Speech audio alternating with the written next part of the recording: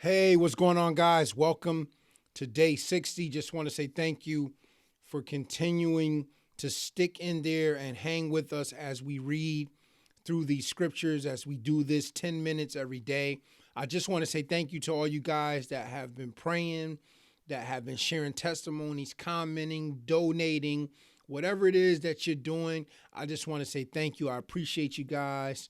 And without further ado, let's do what we came to do. Let's get in the word. Amen. 1 Timothy chapter 3, verse 14. These things write I unto thee, hoping to come unto thee shortly.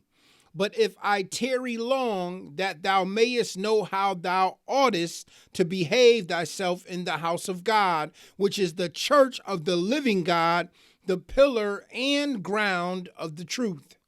And without controversy, great is the mystery of godliness. God was manifest in the flesh, justified in the spirit, seen of angels, preached unto the Gentiles, believed on in the world, received up into glory. 1 Timothy chapter 4.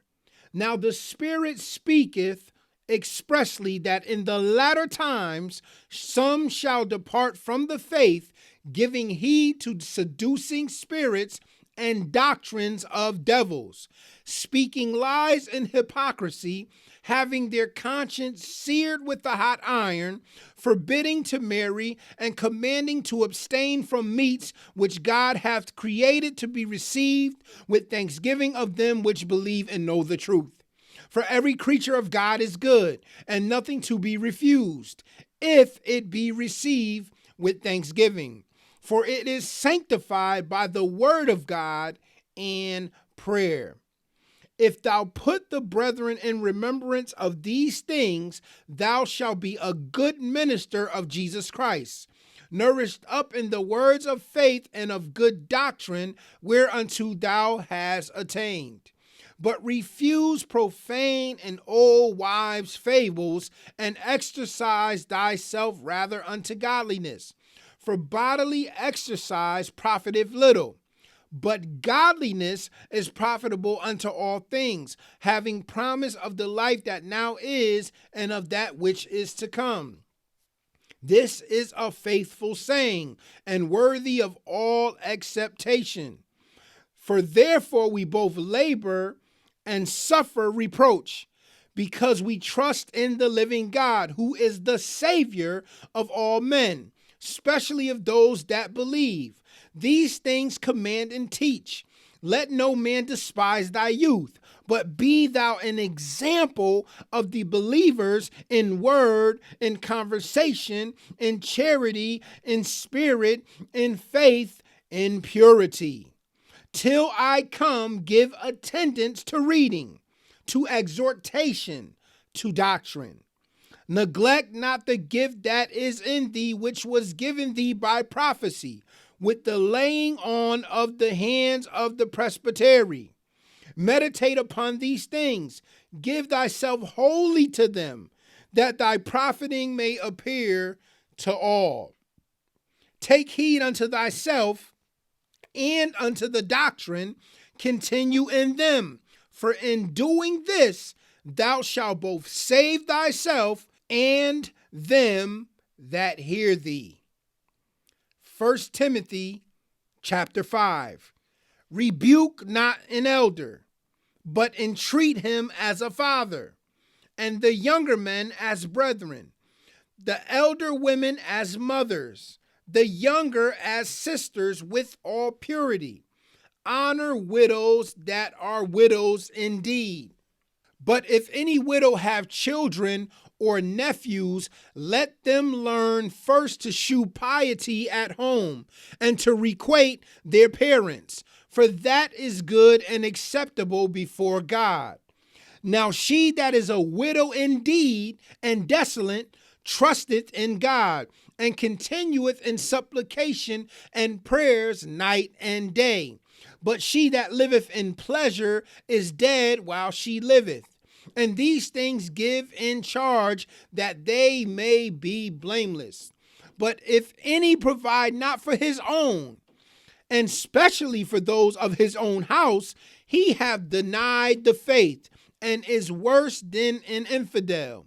Let not a widow be taken into the number under 60 years old, having been the wife of one man, well reported of for good works, if she have brought up children, if she have lodged strangers, if she have washed the saints' feet, if she have relieved the afflicted, if she have diligently followed every good work.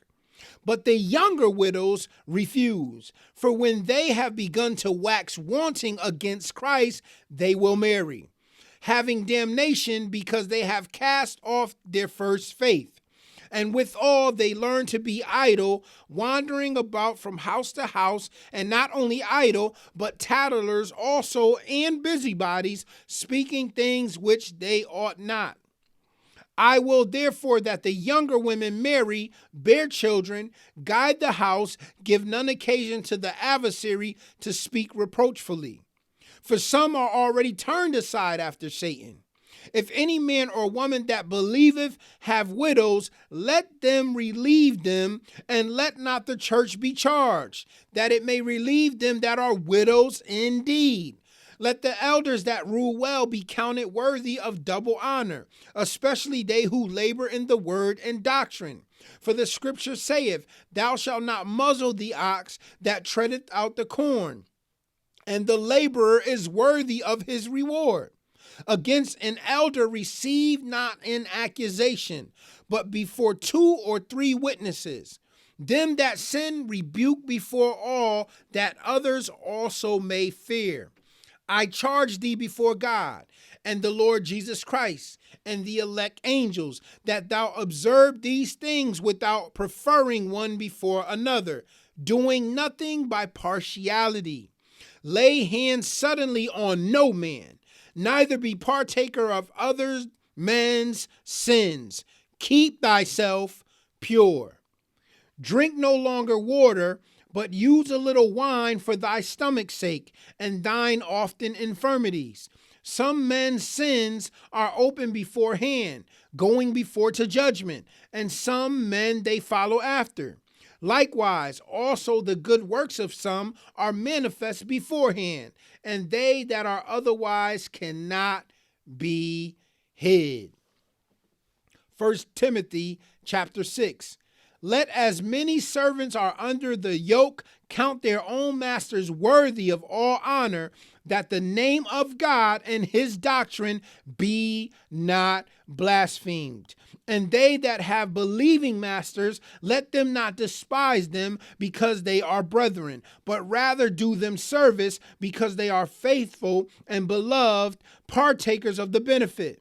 These things teach and exhort. If any man teach otherwise and consent not to wholesome words, even the words of our Lord Jesus Christ, and to the doctrine which is according to godliness, he is proud, knowing nothing, but doting about questions and strifes of words, whereof cometh envy, strife, railings, evil surmisings, perverse disputings of men of corrupt minds, and destitute of the truth, supposing that gain is godliness. From such withdraw thyself. But godliness with contentment is great gain. For we brought nothing into this world, and it is certain we can carry nothing out. And having food and raiment, let us be therewith content. But they that will be rich fall into temptation and a snare, and into many foolish and hurtful lusts, which drown men in destruction and perdition. For the love of money is the root of all evil, which while some coveted after, they have erred from the faith and pierced themselves through with many sorrows. But thou, O man of God, flee these things and follow after righteousness, godliness, faith, love, patience, meekness. Fight the good fight of faith. Lay hold on eternal life, whereunto thou art also called, and hast professed a good profession before many witnesses. I give thee charge in the sight of God, who quickeneth all things, and before Christ Jesus, who before Pontius Pilate witnessed a good confession, that thou keep this commandment without spot, unrebukable, until the appearing of our Lord Jesus Christ, which in his times he shall shew, who is the blessed and only potentate, the King of kings and Lord of lords, who only hath immortality, dwelling in the light which no man can approach unto, whom no man hath seen, nor can see, to whom be honor and power everlasting. Amen. Charge them that are rich in this world, that they be not high-minded, nor trust in uncertain riches, but in the living God, who giveth us richly all things to enjoy, that they do good, that they be rich in good works, ready to distribute, willing to communicate, laying up in store for themselves a good foundation against the time to come, that they may lay hold on eternal life. O Timothy, keep that which is committed to thy trust, avoiding profane and vain babblings and oppositions of science falsely so called, which some professing have erred concerning the faith. Grace be with thee. Amen.